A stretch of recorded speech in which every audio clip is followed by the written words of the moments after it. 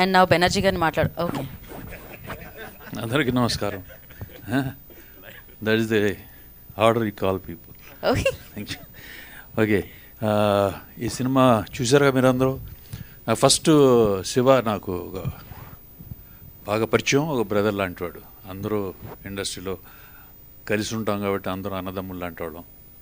నేను ఒక ఇంటర్వ్యూకి వెళ్ళేవాళ్ళు ఆఫీస్కి వెళ్ళినప్పుడు నేను ఇలా సినిమా చేస్తాను అన్న అది అని అంటే నేను శివాని అడిగాను, శివ నాకేం లేదా, నాకు ఏదైనా చేస్తాను అన్న. లేదన్నా అనుకుంటున్నాం, కానీ at that time he was not fixed about that. Probably తను అనుకుని ఉంటాడు, తను బెనర్జీ డబ్బులు ఎక్కువ తీసుకుంటాడు కదా, మనం అంత బడ్జెట్ ఉంటుందో లేదో అనే ఫీలింగ్లో.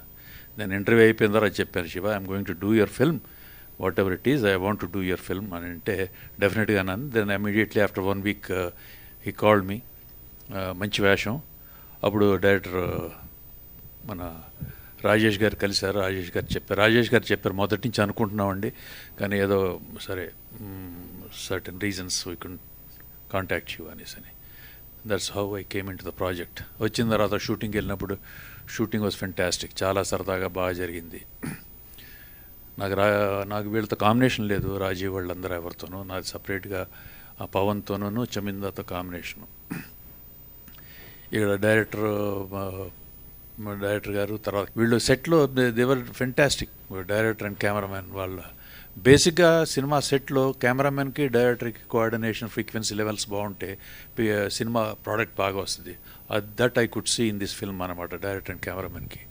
అండ్ వీళ్ళతో పాటు వీళ్ళ producer, and they are all together thinking, talking. ఒకళ్ళు ఒక దారి కాకుండా ఏదైనా ఉంటే, ఏదైనా ప్రాబ్లమ్స్ ఉన్నా లేకపోతే ఏదైనా చేయాలనుకున్నా అందరూ కలిసి మాట్లాడుకునేవాళ్ళు. That I felt very happy.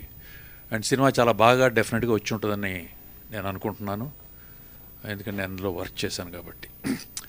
I wish the whole team best of luck and సినిమాకి all the best wishes. Thank you Banerjee గారు, థ్యాంక్ యూ సో మచ్.